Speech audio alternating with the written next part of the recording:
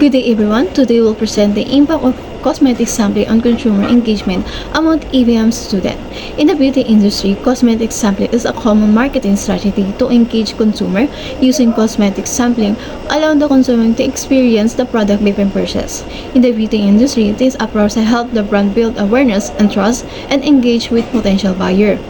For ABM student, cosmetic sampling is not just about trying free product, it also a learned experience in marketing and consumer behavior. This study explores how cosmetic sampling influences consumer engagement among ABM students at Cavite National High School. It aims to identify the factors influencing their decisions to try a sample, analyze their willingness to do so, and assess how sampling affects their trust in brand and their decision to purchase the product. Many cosmetic companies use free sample to attract customers. For ABM students who are learning about business and marketing, their reactions could vary. This study explores how sample influence their preferences, decisions, and trust in brand as well as their willingness to purchase.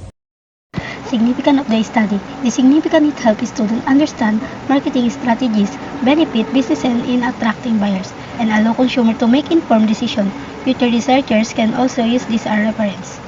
Explanation. This research examined the effects of the pre-cosmetic sample on consumer decision. It benefits students, businesses, and consumers while serving and resources for future studies.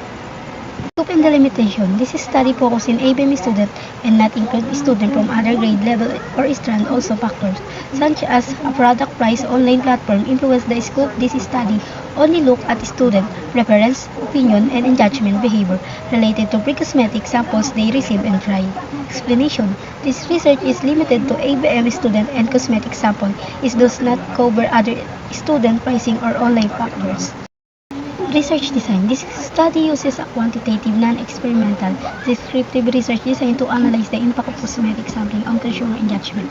Among ABM students, we collected data through a survey questionnaire, and analyzing is using descriptive statistics to identify patterns in the student experience and purchasing behavior. Explanation. A quantitative descriptive approach is used to analyze student experience and buying behavior related to cosmetic sampling without manipulation. The population includes all ABM students at Cavite National High School with a total of 452 students.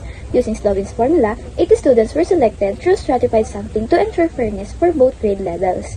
The researcher will get approval and ask students for consent. Then the survey will be distributed and collected during their vacant time to avoid class distractions. The researchers use a structured questionnaire based on Schmidt's 2000 experiential marketing study to ensure accuracy. It has 3 parts. First is basic information. It includes grade levels and gender. Next is cosmetic sampling experience. Ask them how often students try free samples and their opinions on them. And the last one is consumer engagement. Measure trust and interest in a product using a 1 to 4 rating scale. The surveys were personally distributed, ensuring consent and confidentiality while collecting reliable data. This presentation explains the data analysis technique. We use the descriptive tactic to analyze the impact of cosmetic sampling on consumer engagement.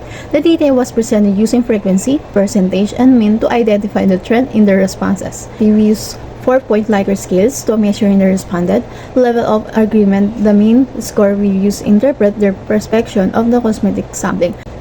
The data we use frequency count to determine the common and uncommon responses, percentage to show respondent distribution, and mean to measure in central tendency. This method helped us to understand the consumer engagement pattern. Demographic profile of respondent based on gender and grade level. 88% of respondents are female, while only 12% are male. This means the most students engaged with cosmetic sampling are female, and the respondent evenly divided between grade 11 15% and grade 12 50% to ensure that the both grade 11 we are equal respondent. Demographic profile of respondent based on section. Each of the 8 section contribution 10 per respondent to ensure that all ABM students are fairly represented. In consumer experience with cosmetic sampling, the most percentage in consumer experience, 68% strong agree that are more likely to buy cosmetic product if the sample meets their expectation. 54% strong agree that attractive packaging influence their interest in the product. This means student reference that provide high quality sample as to build trust and influence their buying decision. Consumer engagement with cosmetic sampling and the most percentage of consumer engagement, 55% strong agree that sampling helped them to determine if the product is to apply. 51% strong agree that sample meet the expectation, build confidence in the brand. Objective 1. Based these results, 68%, the most percentage, is influence on buying decision. They show that the influence even student decision to try cosmetic samples. These results indicate that cosmetic sampling play a vital role in shaping the student experience of the brand and its product. Objective 2. Based this result, 51%, the most percentage, is the good samples experience increases trust in the brand. This showed that the reason behind even student willingness to try cosmetic samples. This finding indicate that curiosity, confidence, and trust, and the excitement are the primary reason why the ABM student to try cosmetic samples. Objective 3. Based this result, 55%, the most percentage, is that trying samples increase confidence in buying the product. They show that the influence cosmetic in the ABM student trust in the brand and their decision to purchase the products. For businesses, cosmetic sampling is a strong marketing strategies that build brand awareness, trust, and loyalty. For a student, this study helped them to understand consumer behavior and marketing strategies, making useful in a business-related subject. The researcher can explore long-term impact of cosmetic sampling on brand loyalty and how influence as recommendation for friends and can affect the engagement. The study found out the main reason a student try free sample is to test the product without financial risk, 50%. Other factors including brand curiosity, 36%, trust and 51%, and excitement, 45%. We also found out that 68% of the students are more likely to buy a product if the sample meet their expectation. 51% said the sample helped to build trust, while 46% explored more product from the same brand. Cosmetic sampling significantly influenced the student buying behavior. Free sample helped brand attract the student, build a trust, and encourage the product exploration. 51% of the student gained the confidence in the brand after trying sample, while 48% felt valued by the brand.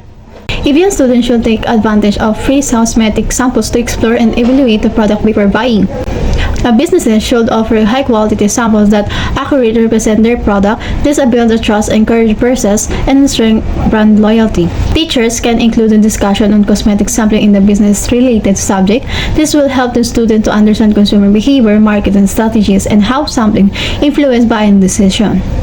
Future study can explore the long-term effect of cosmetic sampling on brand loyalty. This implication and recommendation explain how the study find can be applied in real-life situation. Businesses can use cosmetic sampling to attract young customers and build a trust and increase sales providing high-quality samples. Educator can integrate this finding into marketing lesson to help the student understand consumer behavior and the business strategies. Our future researcher can explore the long-term effect of cosmetic sampling on brand loyalty and purchasing decision.